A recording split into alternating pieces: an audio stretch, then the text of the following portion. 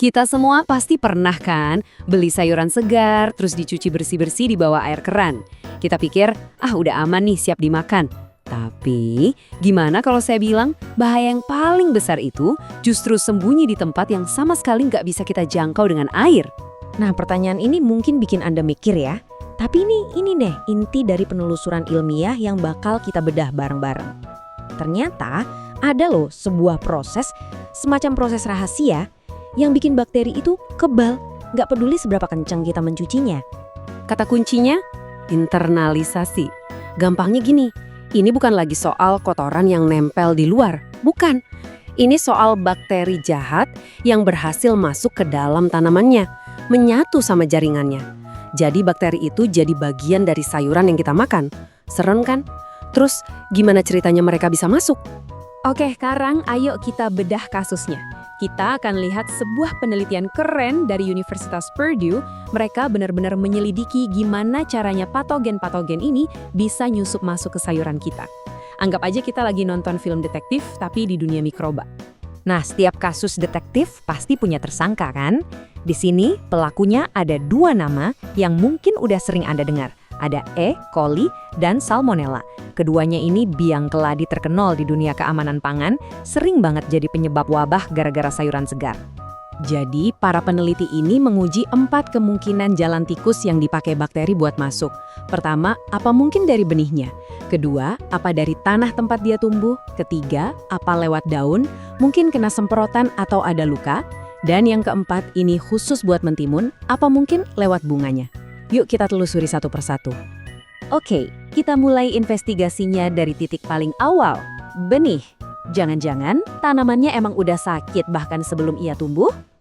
Dan hasilnya wow, ini beneran bikin kaget. Coba perhatikan tabel ini ya. Jadi, peneliti sengaja mencemari benih selada dengan E. coli. Dan coba tebak, setelah 2 minggu, 4 minggu, bahkan 6 minggu kemudian, bakteri itu ditemukan di 100% akar dan 100% daunnya.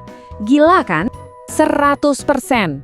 Jadi poin utamanya ya ini, kalau benihnya udah kena, tanamannya pasti kena. Gak ada tawar-menawar. Bakterinya nggak mati, nggak hilang.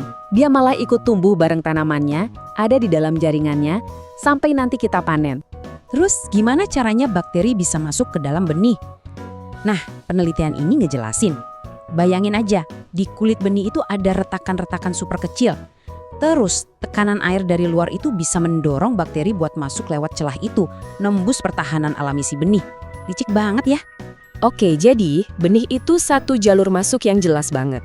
Sekarang kita cek kemungkinan kedua. Gimana kalau kontaminasinya itu terjadi di daun? Misalnya, kena percikan air buat nyiram yang kebetulan kotor. Nah, gambar ini nunjukin apa yang terjadi waktu bakteri disuntikin langsung ke daun. Lihat deh bintik-bintik coklat itu. Yang unik adalah, kata peneliti, kerusakan itu bukan karena bakterinya, tapi karena bekas suntikannya. Tapi yang paling penting adalah misinya berhasil. Bakterinya sekarang udah ada di dalam daun. Dan begitu berhasil masuk, bakteri ini nggak diam di tempat. Mereka bisa nebeng di sistem vaskuler tanaman.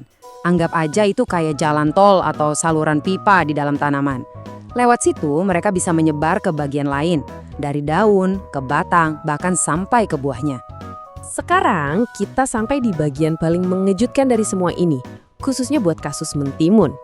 Ternyata ada satu pintu masuk yang fungsinya kayak jalan tol super cepat buat bakteri. Jauh lebih efektif dari jalur manapun. Coba deh, bayangin Anda itu bakteri. Tujuannya adalah masuk ke dalam buah mentimun. Mana jalan tercepat? Lewat akar yang panjang ngerambat ke atas atau lewat daun? Ternyata ada jalan pintas yang luar biasa efisien. Inilah dia buktinya. Grafik ini menjelaskan semuanya. Nggak perlu kata-kata lagi. Lihat aja batang bunga itu tinggi banget kan? Dibandingin semua yang lain, lewat tanah, daun, atau benih, itu semua nggak ada apa-apanya. Jalur lewat bunga ini juaranya. Angkanya sekitar 96%. Bayangin, 96% buah mentimun jadi positif terkontaminasi waktu bunganya kena bakteri. Ini bukan lagi sekedar pintu masuk, ini beneran jalan tol VIP langsung ke dalam buah. Penelitiannya pun menyimpulkan dengan sangat jelas, kontaminasi lewat bunga itu menghasilkan tingkat deteksi paling tinggi, jauh di atas jalur-jalur lainnya. Jadi, bunga itu beneran jalan super yang dipakai patogen buat nembus semua pertahanan luar tanaman dan langsung masuk ke dalam buah yang lagi tumbuh. Oke, setelah kita lihat semua bukti ini, terus apa artinya buat kita? Apa yang bisa kita lakukan di dapur? Intinya gini, solusi sebenarnya bukan sekedar nyuci sayuran lebih kencang. Kalau bakterinya udah terlanjur ada di dalam, mau digosok sekeras apapun di wastafel kita yang nggak bakal hilang.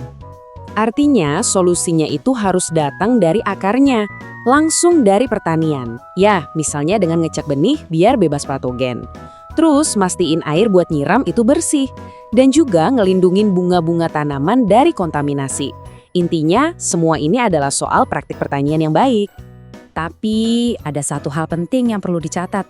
Penelitian ini sengaja pakai konsentrasi bakteri yang tinggi banget. Ini buat simulasi skenario terburuk gitu. Jadi ini bukan berarti setiap salad yang kita makan itu bahaya ya. Tapi ini nunjukin kalau ada titik lemah, sebuah kerentanan tersembunyi di sistem pangan kita. Jadi pada akhirnya ini ninggalin kita dengan satu pertanyaan besar yang mungkin mengubah cara kita melihat keamanan pangan. Jangan-jangan cerita sesungguhnya itu bukan tentang apa yang kita lakukan di dapur kita, tapi justru tentang apa yang terjadi jauh sebelum itu, di ladang